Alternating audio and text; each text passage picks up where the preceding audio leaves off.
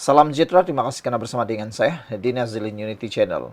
Hari ini tular di media sosial dan ada juga yang menulis menyatakan bahwa Parti Bersatu di Perlis kini dalam keadaan gawat dan Kerajaan Perikatan Nasional di Perlis dalam keadaan gawat apabila berlaku rombakan secara tiba-tiba melibatkan dua orang adun bersatu telah pun ditukar ataupun bolehlah kata sebagai mungkin dipecat.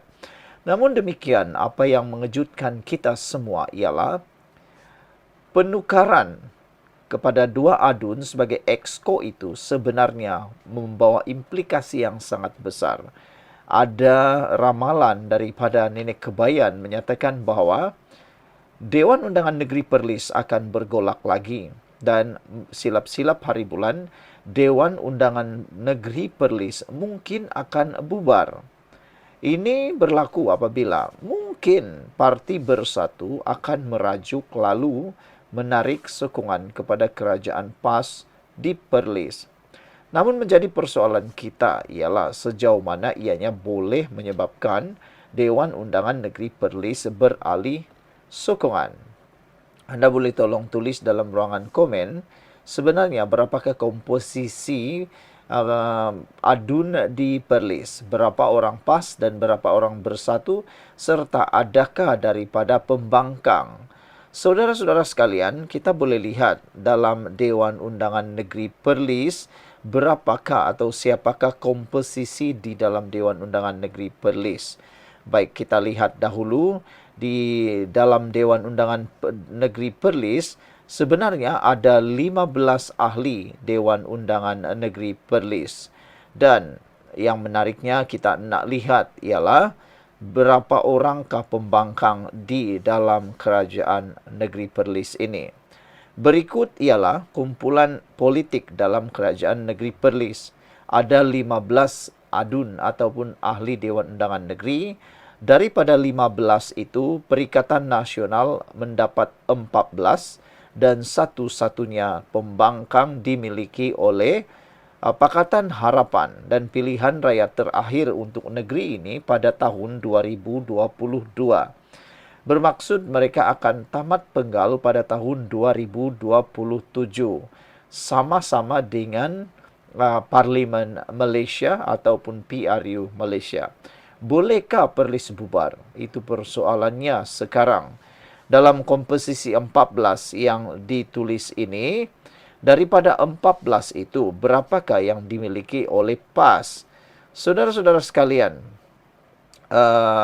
Dewan Undangan Negeri di Perlis yang dimiliki oleh PAS ialah sebanyak 9 orang adun PAS. Manakala 5 orang daripada Bersatu dan 1 lagi daripada PKR. Jadi, kalau Bersatu menarik sokongan dan bergabung dengan Pakatan Harapan di Perlis, ia hanya ada 6 kerusi. Bolehkah mereka menumbangkan 9 lagi PAS ini? Jawapannya, tiada yang mustahil.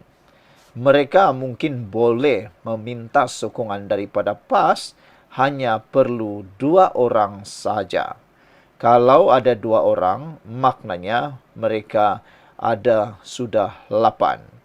Bermaksud, Parti Pakatan Harapan Bersatu boleh memerintah Perlis. Siapakah 2 orang daripada PAS yang mungkin boleh dipancing untuk pindah parti sokongan.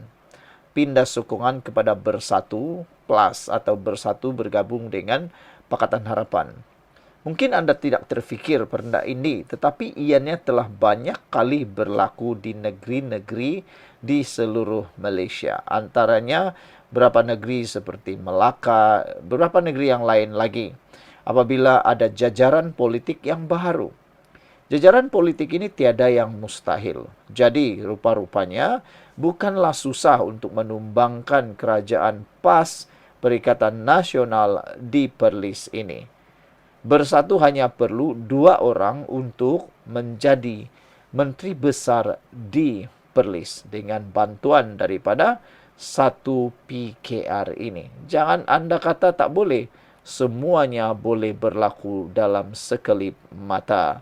Jadi sekian dulu untuk kali ini. Jangan lupa tinggalkan komen anda. Semua ini berpunca daripada kenyataan bahawa Adun Bersatu kecewa kerana gugur sebagai Exco Perlis kerana politik bukan prestasi. Jadi, ya, sesuailah Adun Bersatu yang digugurkan daripada Exco ini tidak berpuas hati kerana beliau digugurkan bukan kerana prestasi kerja, tetapi kerana politik. Ini memang tak boleh terimalah, kan? Bayangkanlah orang yang bekerja baik pun boleh digugurkan kerana politik. Wan Zikri Aftar Ishak meminta persoalan sama ada wujud campur tangan menyebabkan namanya digugurkan ditanya kepada Presiden Bersatu Muhyiddin Yassin. Adun Tambun tulang Wan Zikri Aftar Ishak dari Bersatu kecewa dengan penggugurannya sebagai Exco Perlis hari ini yang didakwanya berkait campur tangan politik bukan prestasinya. Beliau memegang portfolio belia dan kemajuan sukan, pembangunan industri kecil dan sederhana dan wilayah ekonomi baharu, pemerkasaan usahawan dan ekonomi kreatif negeri sejak 16 Disember tahun lalu. Wan Zikri percaya beliau telah memberikan prestasi terbaik seperti membantu Perlis menang 12 pingat emas, 15 perak dan 16 gangsa pada Sukan Malaysia Sarawak, selain menambah peruntukan RM1.8 juta kepada Majlis Sukan Negeri MSN Perlis. Bila saya tanya Menteri Besar Muhammad Shukri Ramli, kenapa digugurkan? Beliau hanya kata, kerana politik. Tapi maksudnya itu kamu kena tanya beliau, bukan sebab prestasi tak baik. Saya diberitahu, nama saya tak diletakkan sebab bukan pilihan. Boleh semak dengan Muhyiddin Yassin, Presiden Bersatu. Adakah wujud campur tangan? Saya faham mungkin sebab hierarki parti, katanya kepada FMT.